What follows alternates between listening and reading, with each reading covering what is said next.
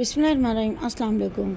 हमारी आज की वीडियो का मौजू है ख़वातीन और एहराम और से मुतालिक जो हैं उनके शरई मसाइल। इसके बारे में बात करेंगे। वज़ारत की तरफ से जो है वो एक क्विज़ जारी किया गया है जिसमें मुख्तलिफ़ सवालात के ज़रिए से जो है वो इन मसाइल को उजागर करने की कोशिश की गई है।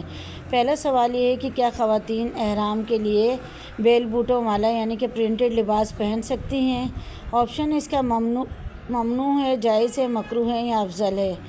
तो इसमें जवाब इसका ये है कि जायज़ है। ख़वातीन किसी भी किस्म का जो है वो प्रिंटेड लिबास वो पहन सकती हैं एहराम के दौरान। दूसरा सवाल ये है कि हाइज़ा खातून कैसे एहराम बांधेगी? पहला ऑप्शन है एहराम नहीं बांध सकती, दूसरा नफल नहीं पड़ेगी, नियत करके तलबिया पड़ेगी, तीसरा ऑप्शन है पाक होने का इंतज़ार करेगी या नफल और तलबिया नहीं पड़ेगी। तो इसका जो सही जवाब है उसकी वजाहत इस तरह से की गई है कि जिस औरत को उम्रे के लिए निकलना हो, इसे हैज़ आ जाए, तो अगर इसने अभी तक एहराम नहीं बांधा हो तो भी कोई हर्ज नहीं, क्योंकि औरत हालत हैज़ में भी एहराम बांध सकती है। हालत हैज़ में एहराम बांधने के लिए औरत के लिए तमाम अफ़ाल करना जायज़ हैं, सिर्फ़ तवाफ़ करना और नमाज़ पढ़ना मना है। इसलिए एहराम की नियत करते वक्त जो 2 रकात नमाज पढ़ी जाती है वो ना पढ़े, बल्कि गुस्ल या वज़ू करके किबला रुख बैठकर एहराम की नियत करके तलबिया पढ़ ले या गुस्ल वज़ू करके साफ़ कपड़े पहन ले और जहाज़ रवाना होने के बाद मिकात आने से पहले नियत करके तलबिया पढ़ ले। अब अगर औरत ने हालत हैज़ में उम्रे का एहराम बांध लिया था या एहराम पाकी की हालत में बांधा और एहराम बांधने के बाद हैज़ आ गया, तो वो मक्का पहुंचने के बाद पाक होने का इंतज़ार करे, इसके बाद गुस्ल करे और उम्रा अदा करने के लिए चली जाए। इस पर कोई दम वाजिब नहीं होगा। तीसरा सवाल ये है कि एहराम की हालत में खातून नंबर 1 सर खुला रखेगी, नंबर 2 चेहरा और सर खुला रखेगी, नंबर 3 चेहरा और सर खुला नहीं रखेगी, और चौथा ऑप्शन है कि चेहरे के साथ कपड़ा नहीं लगने देगी और उसके साथ ही पर्दे का भी ख्याल रखेगी। तो इसका दुरुस्त जवाब जो है वो ये है कि एहराम के दौरान चेहरे के साथ कपड़ा नहीं लगने देगी और साथ ही पर्दे का भी ख्याल रखेगी। एहराम की हालत में औरत के लिए चेहरा ढांपना मना है, अलबत्ता शरीयत ने औरत के लिए पर्दा हर हाल में लाजिम किया है। इसलिए औरत किसी नामहरीम के सामने आने पर चादर को इस तरह आगे करेगी कि चेहरे पर ना लगे और पर्दा भी हो जाए, ताकि इस जगह बदनिगाही और बेपर्दगी ना हो। सहाबियात का भी यही अमल रहा है और इस हुक्म की अंजामदही के लिए औरत हस्ब सहूलत कोई भी ऐसी सूरत इख्तियार करे कि पर्दा भी हो जाए और एहराम की पाबंदी पर भी अमल रहे। मसलन ऐसे बहुत सारे हेड इस्तेमाल कर सकती है जिसके आगे चेहरा ढांपने के लिए कपड़ा लगा हुआ होता है, या घूंघट को इस तरह गिराए रखना कि पर्दा भी हो और कपड़ा भी चेहरे पर ना लगे। तो इस तरह का कोई भी जो है वो इक़दाम खातून इख्तियार कर सकती हैं। अगला सवाल ये है कि हज और उम्रे के दौरान एहराम की हालत में ख़वातीन जो है वो उनके लिए चेहरे पर कपड़ा लगाना मना है, तो क्या पर्दा करना भी उनके लिए माफ़ हो जाएगा? तो इसके लिए जो है वो ऑप्शंस दिए गए हैं मुख्तलिफ़ कि उम्रा में माफ़ है, और दूसरा ऑप्शन है इसका कि हज में माफ़ है, तीसरा ऑप्शन है इसका कि दोनों में माफ़ है, और चौथा ऑप्शन है इसका कि दोनों में माफ़ नहीं है। तो इसका जो सही जवाब है वो ये है कि एहराम की हालत में औरत के लिए चेहरा ढांपना मना है, अलबत्ता शरीयत ने औरत के लिए पर्दा हर हालत में लाजिम करार किया है। इसलिए औरत किसी नामहरीम के सामने आने पर चादर को इस तरह आगे करेगी कि चेहरे पर ना लगे और पर्दा भी हो जाए, ताकि इस जगह बदनिगाही और बेपर्दगी ना हो। सहाबियात का भी यही अमल रहा है। अब इस हुक्म की अंजामदही के लिए औरत हस्ब सहूलत कोई भी ऐसी सूरत इख्तियार करे कि पर्दा भी हो जाए और एहराम की पाबंदी पर भी अमल दरामद हो। मसलन ऐसे हेड इस्तेमाल करे जिसके आगे चेहरा ढांपने के लिए कपड़ा लगा हुआ हो, या घूंघट को इस तरह गिराए रखना कि पर्दा भी हो और कपड़ा चेहरे पर भी ना लगे वगैरह। 5واں سوال یہ تھا کہ اگر کسی خاتون کو عمرے کے طواف کے بعد حیض آ جائے، اس کے لیے صحیح معاف ہو جائے گی؟ نمبر 2، اس کا عمرہ فاسد ہو جائے گا؟ نمبر 3، وہ اسی حالت میں صحیح کر سکتی ہے؟ اور نمبر 4، صرف پاک ہونے کے بعد ہی صحیح کر سکتی ہے؟ تو اس کا جو صحیح جواب ہے وہ یہ ہے کہ وہ اسی حالت میں صحیح کر سکتی ہے۔ اس میں کچھ علماء کلام کا جو ہے وہ اختلاف بھی ہے کہ اب جو ہے صفا مروہ جو ہے وہ مسجد الحرام کے اندر ہی شامل ہو چکی ہے تو صحیح نہیں کر سکتی، اور کچھ علماء کے نزدیک کر سکتی ہے۔ واضح رہے کہ صحیح کے لیے طہارت شرط نہیں ہے، لیکن اگر طواف کے بعد کسی عورت کو جو ہے وہ اس حالت میں ہو تو وہ اپنی صحیح مکمل کر سکتی ہے۔ صحیح کی جگہ مسجد کی حدود میں شامل نہیں، لیکن اس حالت میں جو ہے وہ نہ ہی مسجد کے اندر نہ ہی صحیح کی حدود کے اندر داخل ہو تو بہتر ہے۔ چھٹا سوال ہے کہ خواتین کے لیے زور سے اونچی آواز میں تلبیہ پڑھنا نمبر 1 لازم ہے، نمبر 2 اختیاری ہے، اور نمبر 3 خواتین کے لیے اونچی آواز سے تلبیہ پڑھنا واجب ہے، اور نمبر 4 کہ خواتین کے لیے اونچی آواز میں تلبیہ پڑھنا ممنوع ہے۔ تو اس کا جو صحیح جواب ہے کہ وہ ہے ممنوع ہے۔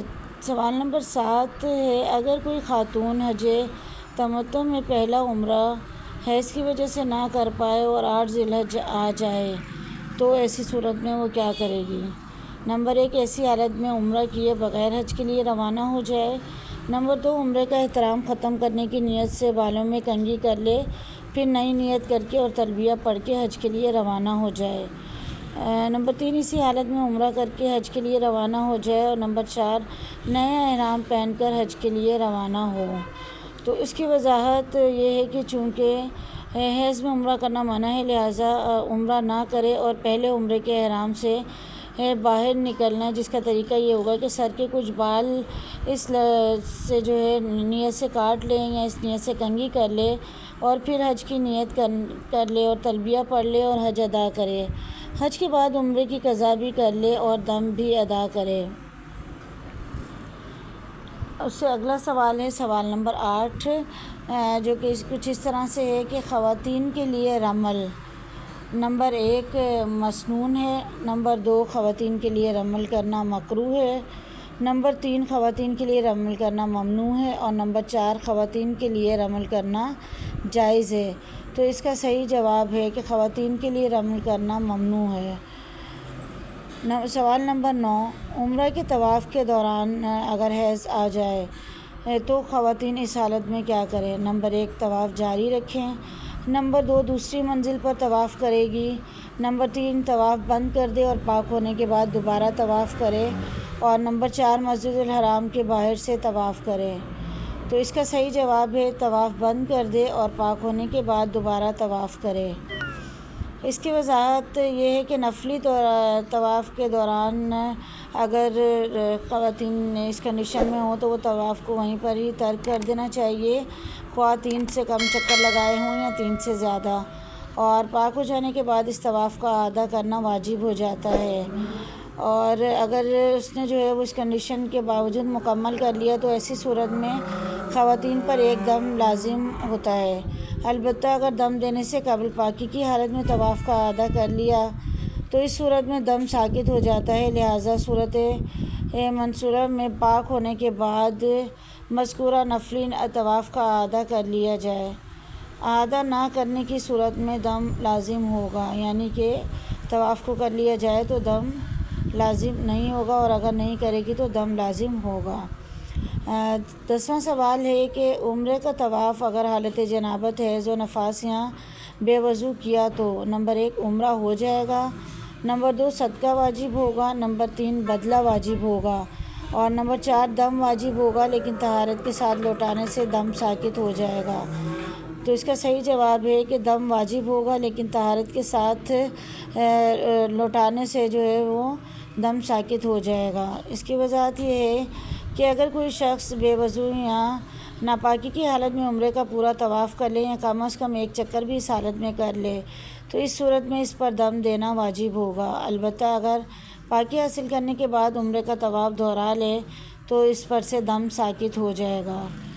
11واں سوال ہے حالت احرام میں وضو کرتے وقت اگر عورتوں نے مسح کرنے کے لیے سر سے اوڑھنی یعنی کہ اسکارف ہٹا لیا تو نمبر 1 دم لازم ہوگا، نمبر 2 صدقہ لازم ہوگا، نمبر 3 ان کا احرام ٹوٹ جائے گا، یا نمبر 4 اسکارف ہٹانا لازمی ہے ورنہ وضو نہیں ہوگا۔ تو اس کا صحیح جواب ہے کہ اسکارف ہٹانا لازمی ہے ورنہ وضو نہیں ہوگا۔ آج کل جو رواج ہو گیا ہے کہ عورتیں احرام کے وقت سر پر ایک کپڑا باندھ لیتی ہیں یا ٹوپی پہن لیتی ہیں اور اس کو عورتوں کا احرام مشہور کر رکھا ہے، یہ غلط ہے۔ اصل میں یہ سر کے بالوں کی حفاظت کے لیے باندھا جاتا ہے تاکہ سر کی اوڑھنی کے جو ہے وہ اس کے سرکتے رہنے کی وجہ سے بال نہ ٹوٹیں۔ وضو کے وقت اس کو کھول کر سر کے بالوں پر مسح کر لے۔ بعض عورتیں کپڑے کے اوپر ہی مسح کر لیتی ہیں، یہ غلط طریقہ ہے۔ اس طرح ان کا مسح نہیں ہوگا، اور جب مسح نہیں ہوا تو وضو بھی نہیں ہوگا، اور جب وضو نہیں ہوگا تو نماز کیسے ہوگی؟ لہٰذا احتیاط رکھیں اور مسح صحیح طریقے سے کریں۔ اسی طرح پاکی کے غسل کے لیے سر سے رومال اتار کر غسل کریں اور بالوں کو جڑوں تک صحیح طرح سے دھوئیں، لیکن خوشبو والا صابن استعمال نہ کریں اور نہ ہی میل اتاریں۔ سوال نمبر 12 ہے ملین ایکسیڈنٹ میں خواتین کے لیے تیز رفتار سے چلنا۔ نمبر 1 واجب ہے، نمبر 2 ممنوع ہے، نمبر 3 افضل ہے اور نمبر 4 مستحب ہے۔ تو اس کا صحیح جواب ہے کہ ممنوع ہے۔ سوال نمبر 13 ہے حائضہ خاتون پاکستان سے یا میقات کے باہر سے بھی مکہ مکرمہ جاتے ہوئے عمرے کی نیت کہاں سے کرے گی؟ نمبر 1 میقات سے پہلے، نمبر 2 پاک ہونے کے بعد مسجد عائشہ سے، نمبر 3 پاک ہونے کے بعد اپنے کمرے سے یا مسجد الحرام سے۔